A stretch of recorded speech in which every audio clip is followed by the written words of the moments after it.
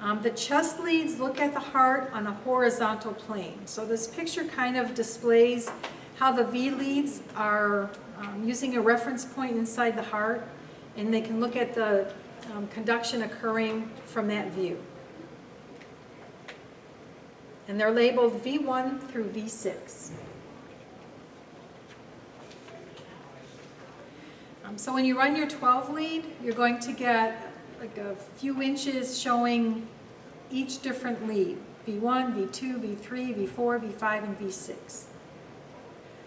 Some of the QRSs will deflect downward, some of them will deflect upward, depending on where the V lead is.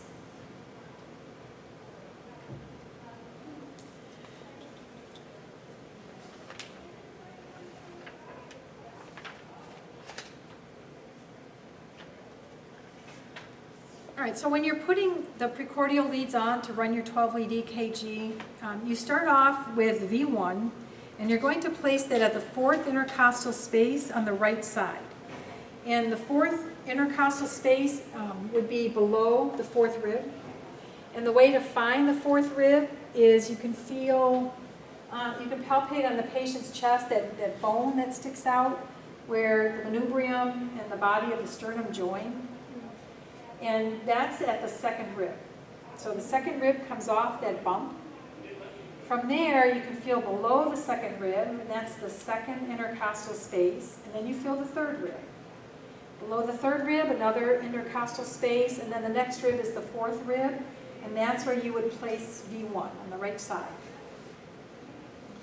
Then V2 goes across on the left side. So V1 and V2 are directly across from each other on the fourth intercostal space.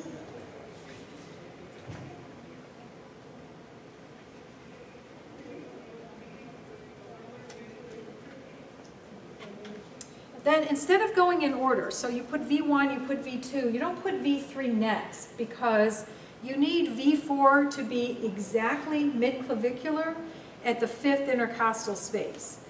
So when you're placing V4, it's going to be middle of the clavicle at the fifth intercostal space.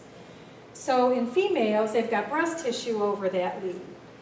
So if guys are doing 12-lead EKG and you have to place it there, there's a certain way to do it so that you're not accused of anything.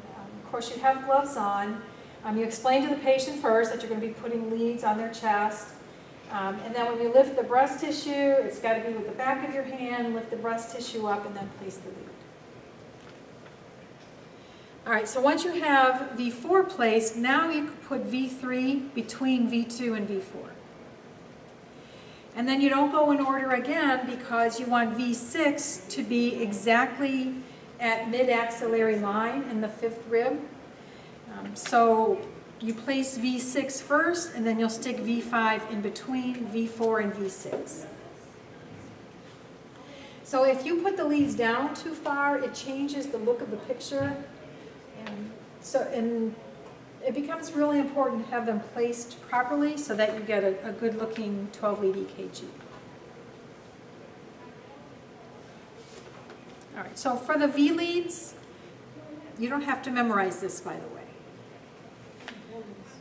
V1 looks at the P wave, the QRS, ST segment, interventricular septum. V2 and 3, you're seeing the anterior wall of the left ventricle.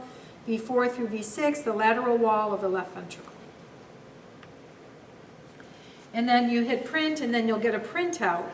So this is the 12 different views of the heart, and that's where you get the name 12-lead EKG. So lead 1, lead 2, lead 3, AVR, AVL, AVF, and then the 6 leads on the chest, V1, V2, V3, V4, V5, and V6.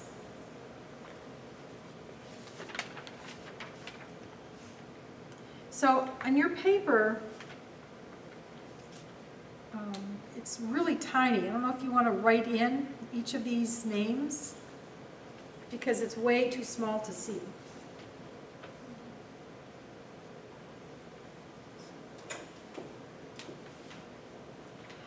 And then there's some common ones. When you take your ACLS course, There's some common changes in a 12 lead they want you to be able to recognize.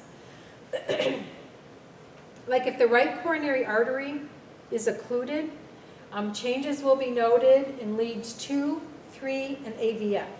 Did you write that down in your notes already? Yes. Okay. And then if the left coronary artery is occluded, you'll note changes in V1 through V6. Not only that, you'll see changes in AVL and in lead 1. So those are clues that the patient is having an infarct due to a blocked coronary artery.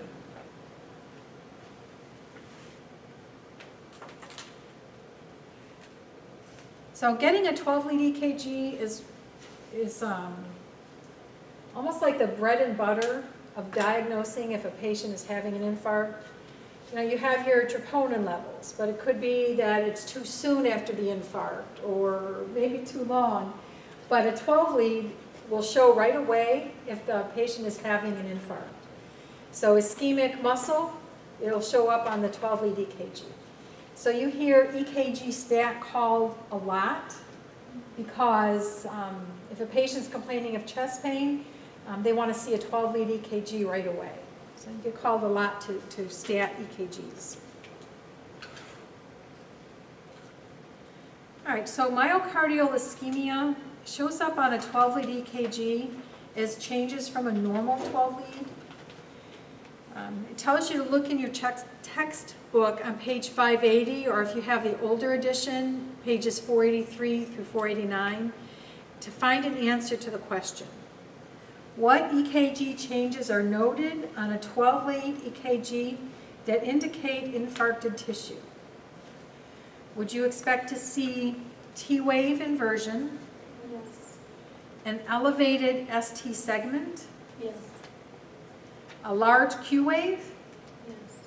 So would it be all of the above? Yes. You already looked? I didn't look, but I knew the answer. Oh, okay. We have it circled.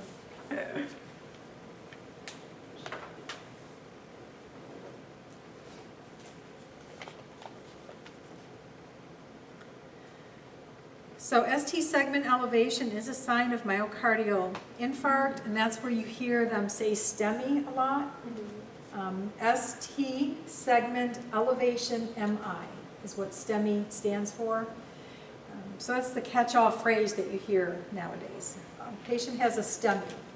So they notice that the ST segment is elevated, and it can also be depressed too. I don't have any pictures of it here, but normal, 1 millimeter elevated, many millimeters elevated. What is that, like 3 millimeters elevated?